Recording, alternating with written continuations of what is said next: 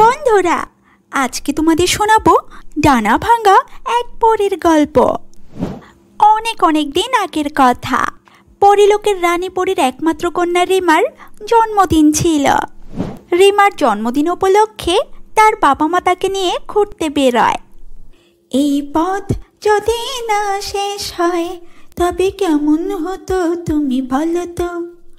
যদি পৃথিবীটা স্বপ্নের দেশ হয় তবে কেমন হতো তুমি বলো তো। লা লা লা লা লা লা লা লা লা লা লা লা লা লা লা লা লা। রিমা আর তার বাবা মা হাওয়ায় উড়ে বেড়াচ্ছিল, কিন্তু হঠাৎই অনেক জোরে ঝড় শুরু হয়। এ কি হচ্ছে? আহ আহ, ঝড়ে তো আমি আমার পথ হারিয়ে ফেলছি। রানী, আমি আর উঠতে পারছি না, আমার ডানায় কোনো শক্তি পাচ্ছি না। আহ আহ মা, আমার ডানায় ব্যথা করছে। আহ আহ আহ। রিমা খুবই ছোট ছিল, তাই সে ঝড়ের সাথে পেরে ওঠেনি। রিমা ছিটকে নিচে পড়ে যায় আর তার একটা ডানা ভেঙে যায়। রিমার বাবা মা রিমাকে অনেক খোঁজাখুঁজি করলেও তারা আর রিমাকে খুঁজে পায় না। মন খারাপ করে তারা পরীলোকে ফিরে যায়। অন্যদিকে রিমা জঙ্গলের এক কোণায় অজ্ঞান হয়ে পড়ে থাকে। পরের দিন সকালবেলা সূর্য মামা যখন জেগে ওঠে, তখন তিনি রিমাকে অজ্ঞান অবস্থায় দেখতে পায়। জঙ্গলের এক পাশে বাস করত এক বুড়িমা। বয়স বাড়ার সাথে সাথে বুড়িমা বড্ড বেশি খিটখিটে স্বভাবের হয়ে গেছে। সূর্য মামা বুড়িমাকে ডেকে বলল, আরে ও বুড়িমা, জঙ্গলের এক কোণায় দেখলাম একটা পরী ডানা ভেঙে অজ্ঞান হয়ে পড়ে আছে। তুমি একটু যাও তো, গিয়ে বাচ্চা পরীটার সেবা যত্ন করে তাকে সুস্থ করে তোলো। এই সূর্য, আর আমাকে জ্বালাতন করো না তো। যাও, তুমি তোমার কাজে যাও। আমিও পারবো না, আমি নিজেই হাঁটাচলা করতে কষ্ট হয়। আমি ওই বাচ্চা পরীর সেবা কেমন করে করব? হ্যাঁ, যদিও বা বুড়িমা মুখে কথা বলেছে, কিন্তু সূর্য মামা জানতো যে বুড়িমা আসলে এমন নয়। বুড়িমা ভীষণ বড় উপকারী, কিন্তু একটু খিটখিটে স্বভাবের কিনা, তাই এমন করে বলছে। তারপর সূর্য মামা বললেন, ঠিক আছে, তাহলে তোমার যেতে হবে না। আমি তাহলে তোমাদের রোদ দেওয়ার বদল গিয়ে ওই বাচ্চা পরীর সেবা যত্ন করি। আমি সেবা যত্ন করতে গেলে কিন্তু তোমরা আবার রোদ পাবে না। তখন তুমি আবার তোমার ধান শুকোতে না পারলে আমায় আবার দোষ দিও না যেন।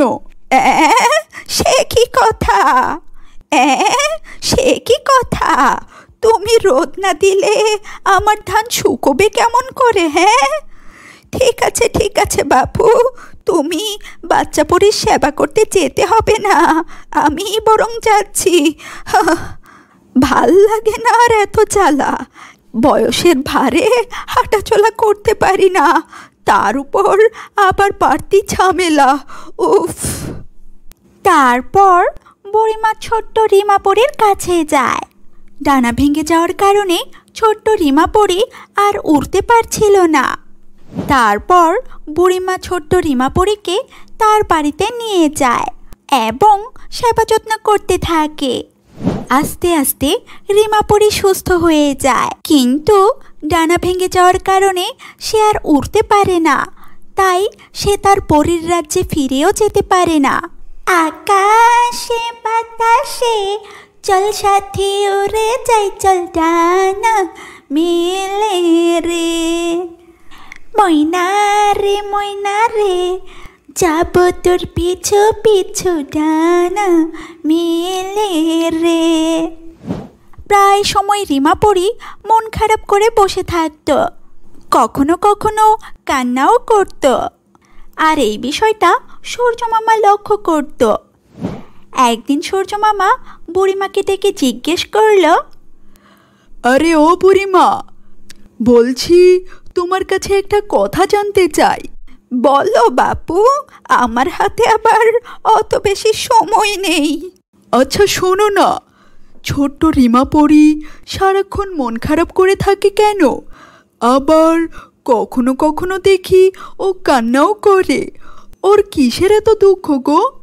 আর বলো না, ওর তো একটা ডানা ভেঙে গেছে, আর এই কারণে ও ভালো করে উড়তেও পারে না। উড়তে না পারার কারণে সে তার পরীর রাজ্যে ফিরেও যেতে পারে না। সারাটাক্ষণ আকাশের দিকে তাকিয়ে থাকে, আর আকাশের মধ্যেই ওর বাবা মাকে খুঁজতে থাকে। ও আচ্ছা, তাহলে তো ছোট্ট পরীর জন্য কিছু না কিছু করতেই হয়।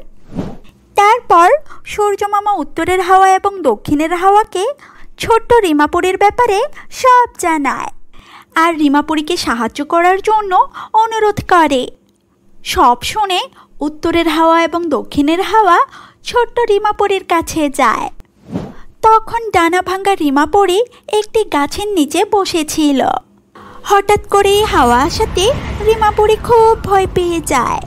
তখন উত্তরের হাওয়া আর দক্ষিণের হাওয়া বলে, ভয় পেও না ছোট্ট পরী, তুমি ভয় পেও না। আমরা উত্তরের হাওয়া এবং দক্ষিণের হাওয়া। আসলে তোমার এই অবস্থার জন্য আমরাই দায়ী। সেদিন রাতে আমরা খুব জোরে জোরে বইছিলাম, আর তুমি ব্যালেন্স রাখতে না পেরে নিচে পড়ে গিয়ে তোমার ডানা ভেঙে ফেলেছ। আমরা তোমার ব্যাপারে সব শুনেছি। ও মা, তাই? আমার ব্যাপারে তোমাদের এত কথা কে বলল? সূর্য মামাই বলেছেন। ও আচ্ছা, তাহলে নিশ্চয়ই বুড়িমা সূর্য মামাকে বলেছে। ছোট্ট পরী, তুমি আর মন খারাপ করে থেকো না। আমরা তোমার উড়ার ব্যবস্থা করব। তুমি তোমার রাজ্যে ফিরেও যেতে পারবে। আগামীকাল সকালে আমরা উত্তরের হাওয়া এবং দক্ষিণের হাওয়া খুব জোরে জোরে বইতে থাকব, আর সেই বাতাসে ভর করেই তুমি তোমার রাজ্যে ফিরে যাবে। কি মজা, কি মজা! তোমরা সত্যি বলছো? হ্যাঁ ছোট্ট পরী, এখন তুমি বুড়িমায়ের কাছে যাও।